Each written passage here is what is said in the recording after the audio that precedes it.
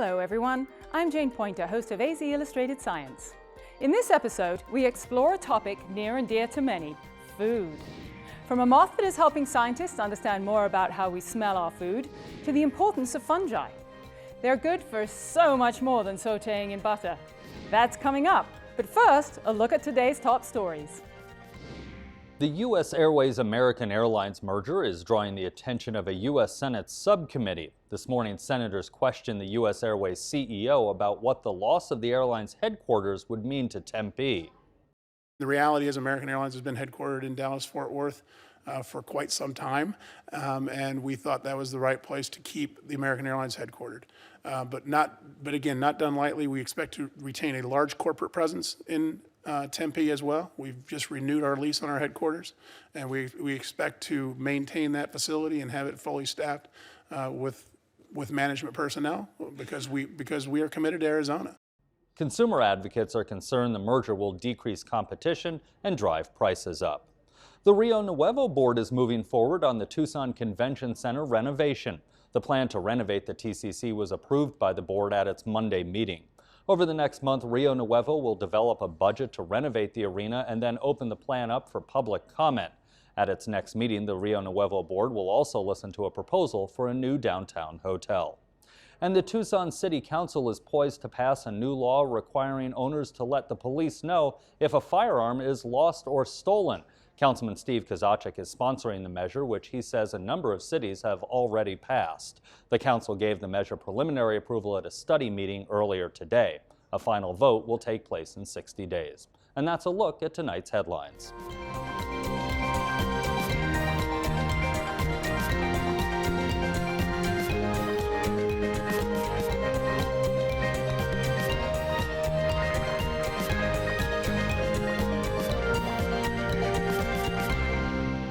Researchers at the University of Arizona are using a giant moth to unravel the mysteries of our sense of smell. And as Gisela Tellis reports, they're making startling new discoveries along the way.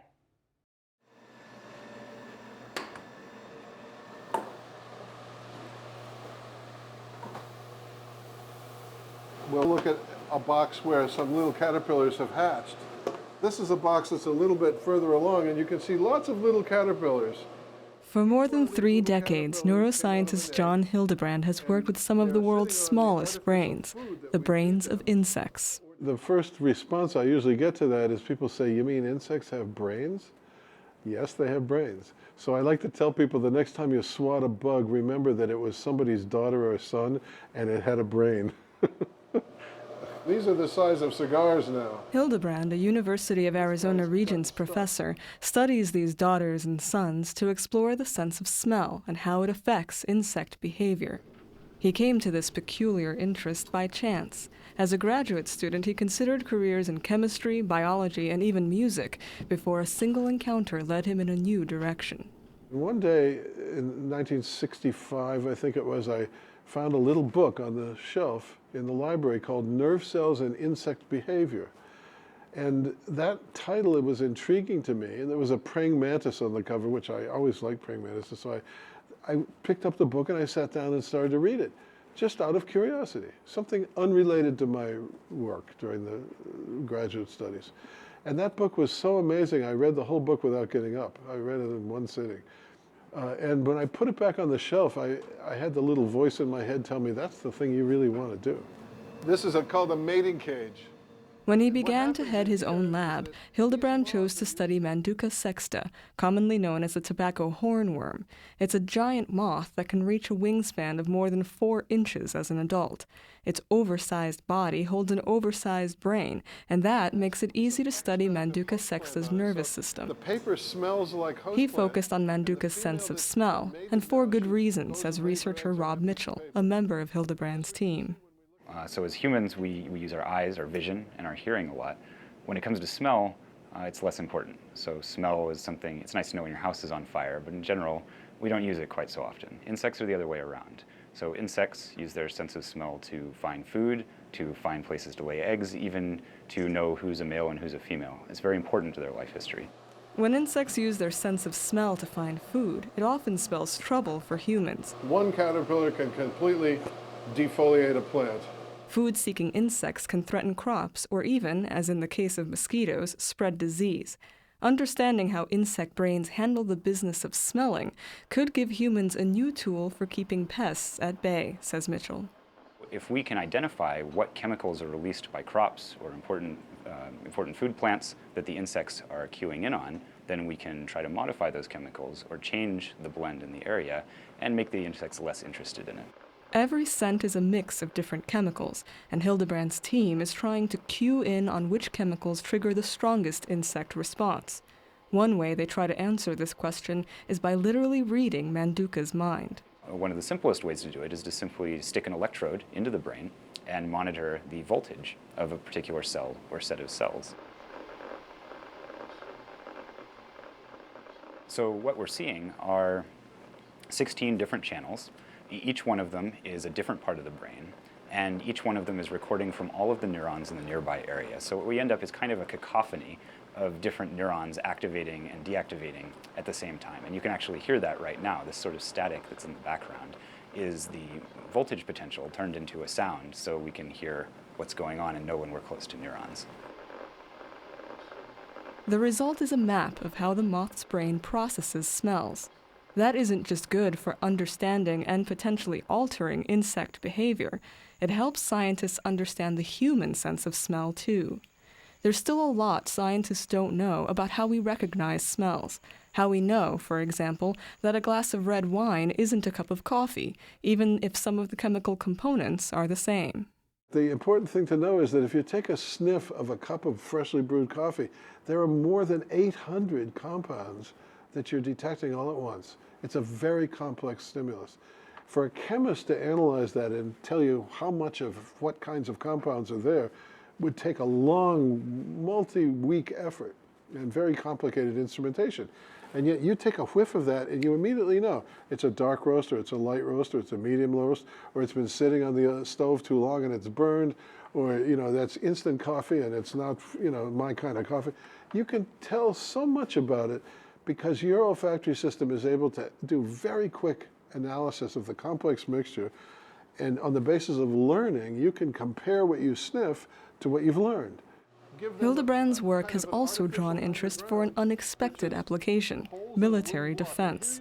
In the late 1990s, the Defense Advanced Research Projects Agency tapped Hildebrand's knowledge of Manduca's mind to help develop a cyborg moth. They came to me and said they were interested in Manduca because it's a big insect and might be able to carry something while it's flying, and maybe it could be co-opted to serve the military for the purpose of gathering intelligence as a reconnaissance agent.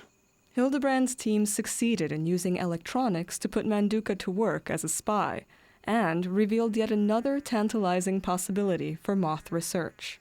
And it's got practical application if you think about it.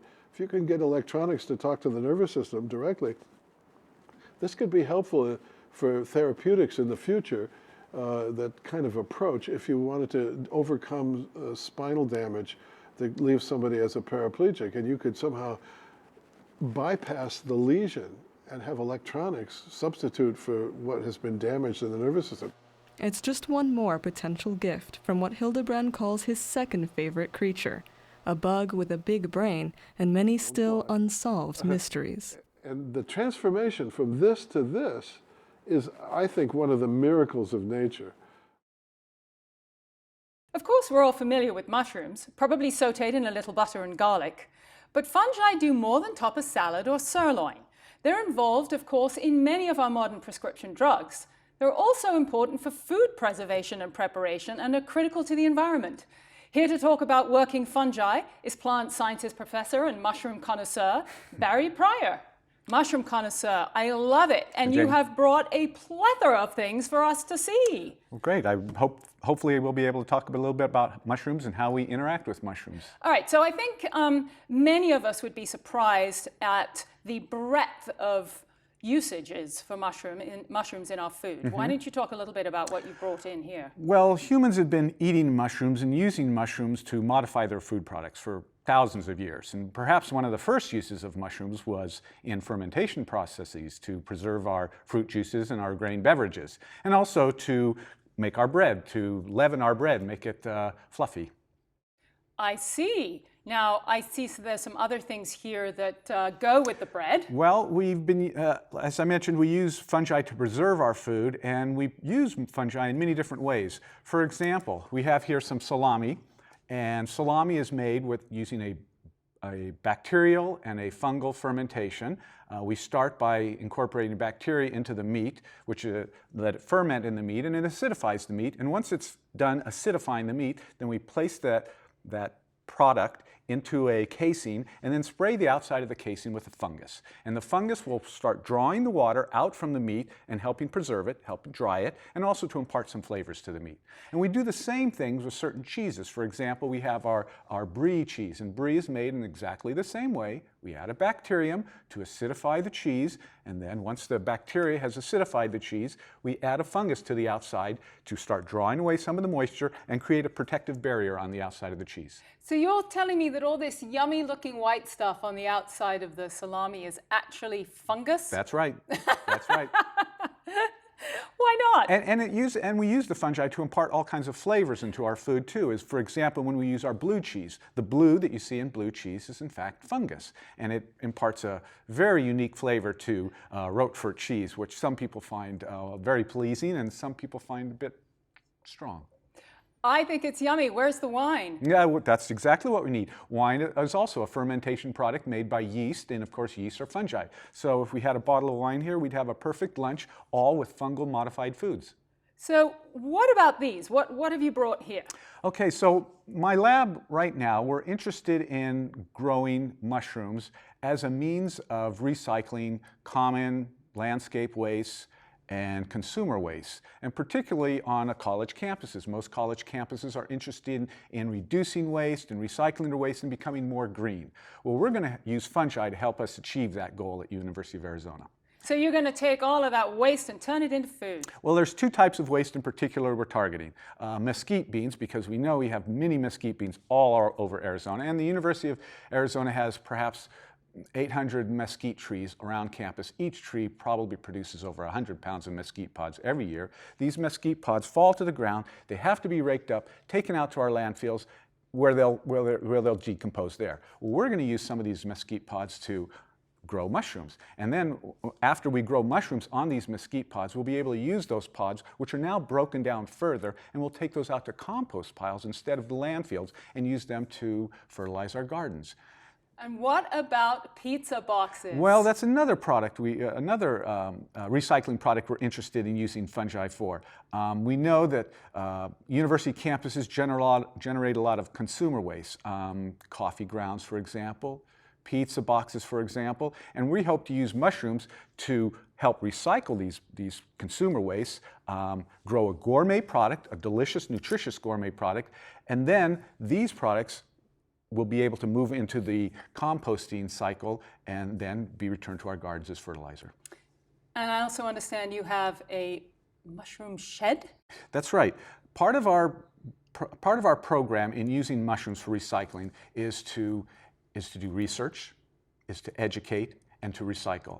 So we're collaborating with the Tucson Village Farms, which is an educational component of the cooperative extension, and we're building a mushroom shed out there where we're going to take many of our bags of substrate for growing mushrooms, and we're going to put them in the shed, and we're going to grow our mushrooms out there on the farm, and they will use this shed as part of their educational program.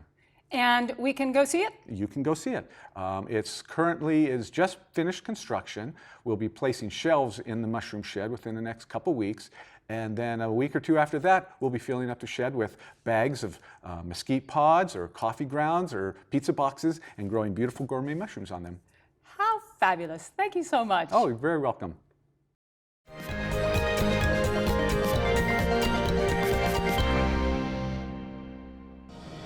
Car bombings and suicide blasts ripped through Baghdad today, killing 65 people on the 10th anniversary of the U.S.-led invasion of Iraq. We get the latest on today's violence and look back at the conflict that swept Saddam Hussein from power and left nearly 4,500 Americans and more than 100,000 Iraqis dead. Then we turn to the Vatican, where Pope Francis set the tone for a humbler, simpler church at his inaugural Mass. Jeffrey Brown talks to John Allen in Rome. We continue our series of stories about the Middle East. Margaret Warner reports on the divide among the two leading Palestinian factions and its impact on the quest for peace. It is really a divide over power. Who's going to control what? And who's going to be in a stronger position to win the Palestinian people? And who's going to have the narrative on its side? And we examine a dramatic shift in public opinion, with a majority of Americans supporting same-sex marriage. That's all ahead on tonight's NewsHour. The Newtown, Connecticut shooting set off a debate over armed guards in school.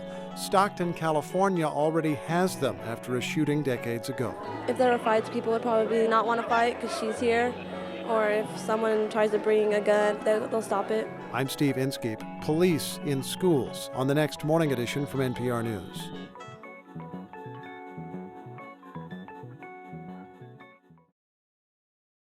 If you were able to get your hands on a seed catalog from early 1900s, you would see that 100 years ago, people could order a wider variety of seeds than we can order today. Why is that? Well, seedist Bill McDorman has joined me in the studio to answer that question. He is the executive director of Native Seed Search, a nonprofit that promotes seed conservation. So why is that? Why can't we buy as many different types today? Along around the early part of the 20th century, we changed our agriculture. Up until that point, it was Thomas Jefferson. Lincoln gave it great momentum after that with the Land Grant Colleges Act, the Merrill Act. And basically one of the functions of that was to get everybody in every part of the country growing their own food so that they could be self-reliant. And in every area, people saved seeds from what was working there and came up with their own varieties. In other words, our agriculture mimicked our ecological niches all over the country. And so we have made agriculture industrial, bigger, because there's more profit for the people that actually own the entities. And as it got bigger, diversity was less of an issue, and we've basically monocropped most of the rest of the country. And is that a problem, do you think, from our food security point of view? Is there an issue with that? Well, biology would say that the strength of any ecosystem is its diversity. And so, yesterday was St. Patrick's Day, the Irish potato famine. Plant one variety, what happens? A fungus gets in there and you lose your whole crop. And that's, in a sense, what we're setting ourselves up for. And so I understand you have a really state-of-the-art seed bank where you're banking a lot of these seeds. And you've got a lot of interest from around the world now, around the country at least, with these seeds. And why do you think that is? Well, along around the late 70s, as the industrial world woke up to the fact that, wow, on one hand, we created this huge agriculture that gave us so much. On the other end, we were losing all this diversity. And so the Center for Biodiversity says we've lost 96% of it since 1903. Oh, wow, 96%? 96, and so that's dangerous. So people said, whoa, it might make sense to scurry around and find what's left and save it before it disappears. And so Native Seed Search was born out of that idea, and is actually one of the best regional sorts of seed solutions to that problem in the world. And I understand that you recently got a call from Monsanto to see if they could get some of your oldest, maybe even the progenitor to wheat. What was the crop that they wanted to get? We're the only place in the world that I know about, and I Googled it again the other day just to check. We sell seeds for teosinte. Teosinte is the wild crop relative of all corn. Of corn, that's right. Where all corn, it's a grass that grows about 18 to 24 inches tall. Why do you think they want that? I mean, they're not going to sell that seed, are they? On the surface, they said it was for a heritage corn garden that they're planting. But they've been known to buy up crops, locate genetics in them, and patent them. And so that was sort of, as the woman who runs our mail order division said, please don't make me fill this order. Well, because you're concerned they would patent the teosinte crop and then you wouldn't be able to use it anymore. And Native Seed Search, we don't own seeds. We don't really believe in the ownership. We're sort of stewarding them through this emergency period, and our goal is to get them back out again to everybody. So it was kind of a contradiction to say, no, we're not going to give you seeds. because we always want to do that. But so much of what our modern seed giants, as we call them, have come to mean is patenting and owning. And so to end this sort of 8,700-year journey with some of the genetics in corn, because they came through our nonprofit, just didn't seem to be quite consistent with our role. All right, so in the last minute that we have here, let's talk about what you've brought here, because you have some very old crops here. Well, you know, we have the treasure chest. Sonoran white wheat. This is a wheat we think Father Kino brought to Arizona when he first came, the wafer wheat. You don't have a Catholic church without the wafer, without the body of Christ. This was it. And this is thousands of years old. Well, it came from the Moors all the way back to the Fertile Crescent. And so this is where the flour tortilla came from. The Pima started growing this maybe up to 10,000 acres at one point. Chapalote corn, the oldest site known for agriculture in the United States, right here in Tucson. Archaeological site, Chapalote corn. It's like 4,000 years old. Well, right? probably not this right. It's been saved since then. Yeah, this is probably the offspring from it, yeah. And so with all of these different old crops that you have, is the food better? It's unbelievably better. These tepary beans were here when Father Kino got here. And they're my favorite. Once you taste tepary beans, you'll never go back. This is part of the Tucson cuisine. So this isn't just about saving genetic diversity because of some scary thing that's happening in the modern world. We actually see ourselves on a journey to find better food, and we found it. And so, you know, I invite you to come by and visit our seed bank and visit the 2,000 varieties that we have. Thank you very much indeed for bringing this in. All right, thank you.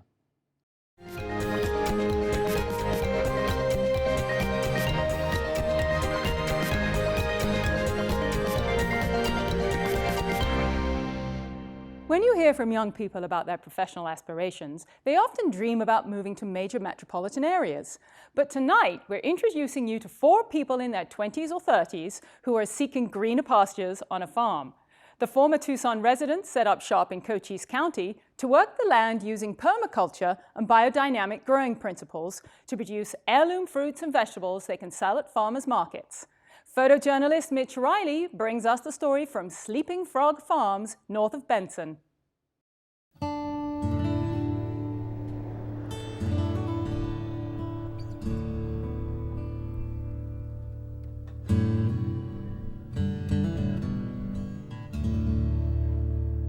Sure is getting hot, huh?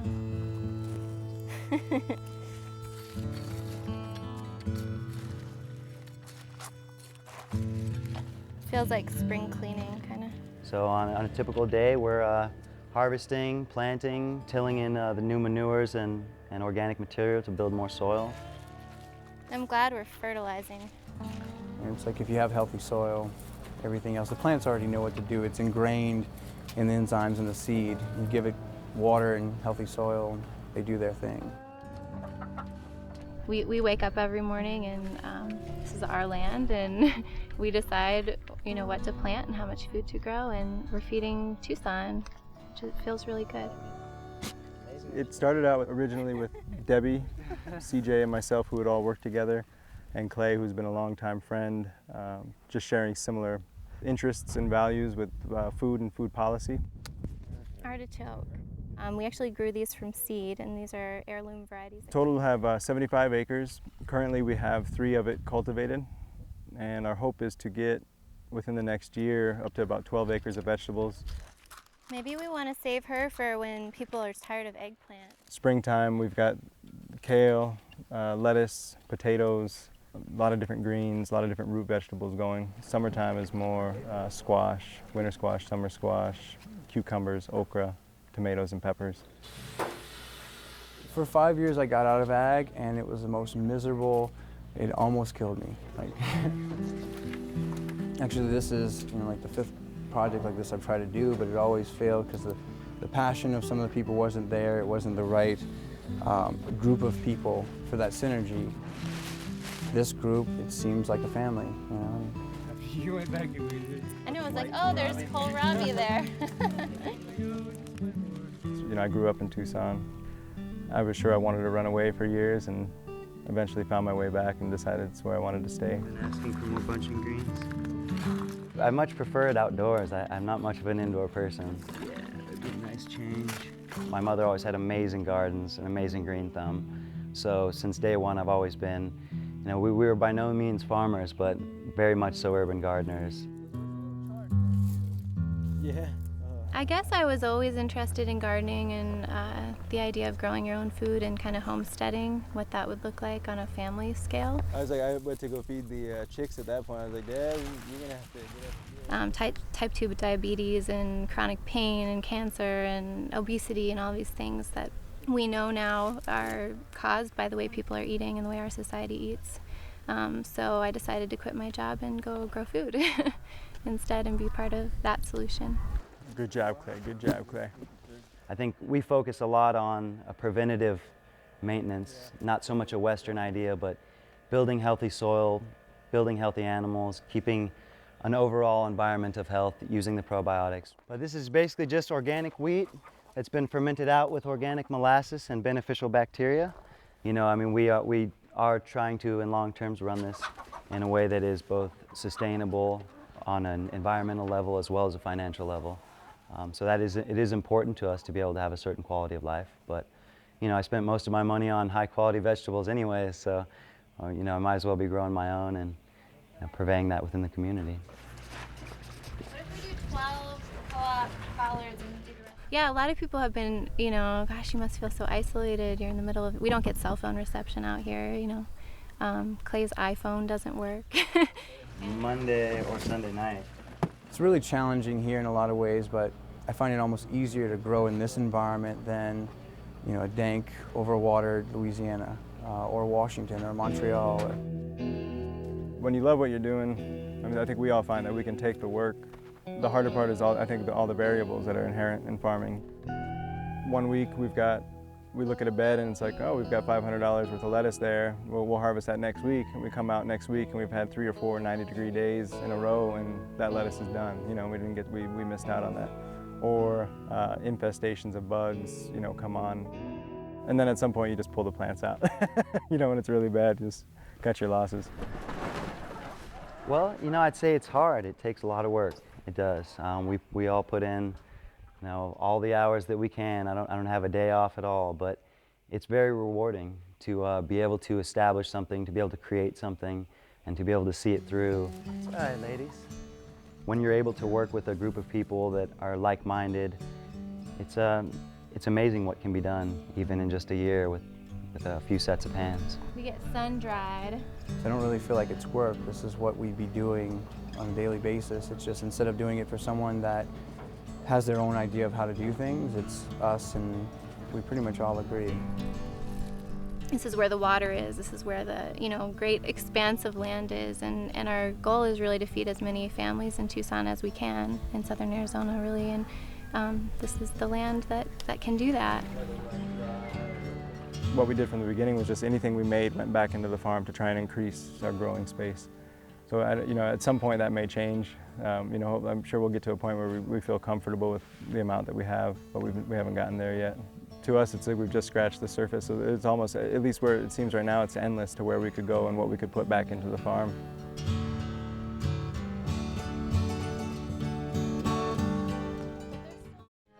We hope you enjoyed our exploration of the science of food. You can watch any of the segments again and add your own comments at azpm.org. Thanks for joining us.